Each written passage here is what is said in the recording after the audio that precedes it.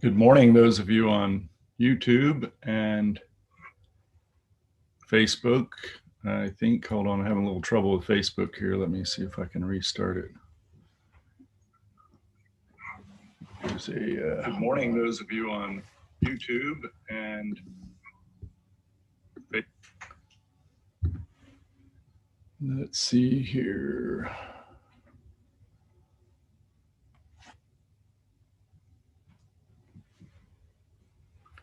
Having a little trouble starting Facebook. I'm not sure why that is the case. Let's see.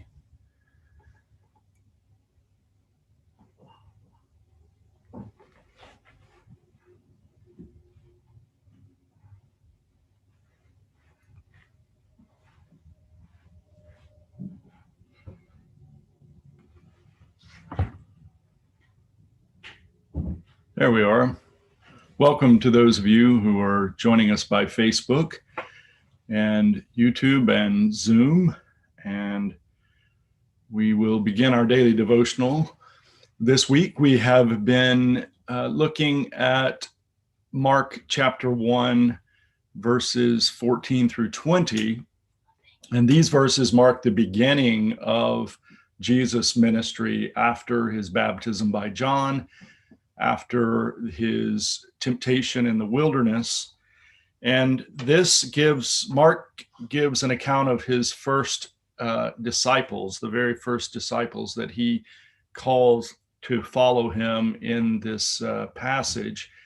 And this morning, I want us to focus particularly on verses 16 through 20. I'll read those 5 verses that give an account of his calling of two sets of brothers.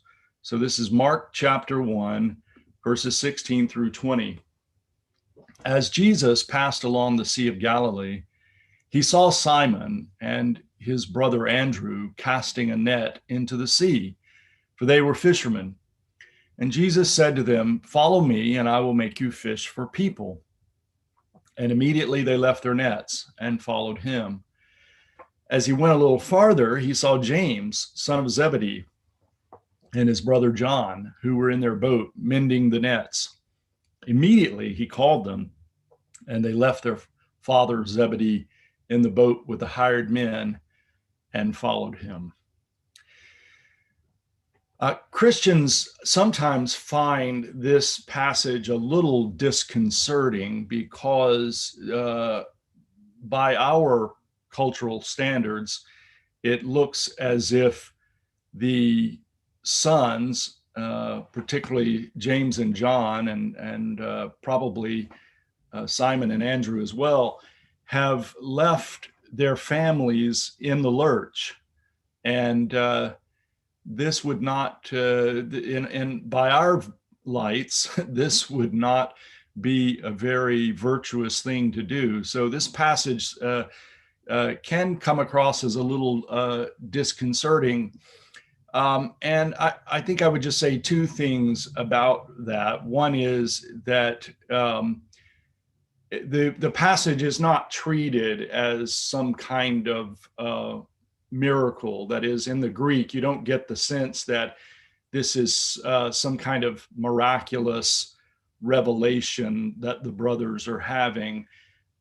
It really comes across as if Jesus and these 2 sets of brothers already knew of one another and already knew about one another. And so we don't really have enough information to say exactly what is taking place. And it doesn't always have to be the case that following Jesus means sacrificing your duties to your family. There may be cases in which that happens. It may actually be the case that the family knows that the brothers are going to eventually follow Jesus, and when he shows up, they're already prepared to leave. We don't know this. It could be that it does put the family in the lurch, that is missing some hands in this what looks to be professional fishing business. Um, so we don't really have enough information to say. All we know is that Jesus called to them, and they left their nets and followed him. And there are two things I think that I would like to emphasize from this that I think are good lessons for us, is that these men, Simon and Andrew, James and John, were men of some means. I think I mentioned this in the Bible study Tuesday night. These men are not destitute. These are not the very poorest at the bottom of the social structure or on the margins of society. They would not, of course, have been considered wealthy elites, or they certainly didn't have any relationship to the court or to other powerful people, but they had some means. And it's clear that Jesus is calling them, in one sense, to follow him, I think, because they have the means to do so. They have enough, they're strong enough, you might say, and it requires a sacrifice on their part. And I think this is one important lesson from this for us, that is that following Christ does involve a cost for us, that discipleship does cost something for us. And it means, I think, particularly as we get ready to move into the Lenten season, where we reflect on sacrifice, and that it's good to remember that what we have been given has been given to us to use to help take care of others, and to sacrifice for them in our following of Christ. The other point was one that my mom, Betty Horn, made on Tuesday night, which is that this is an opportunity for these four men. That is, and they responded to the opportunity. That is, when we are given an opportunity to follow Christ, to take an action that is a following of Christ, we should respond as quickly as possible. Sometimes these opportunities don't come along very often. And so being ready to respond, as it seems to me these men were, they seemed already ready and prepared to respond when called. And I think that is, I think that's an important message here for us, that being ready to respond when given the opportunity.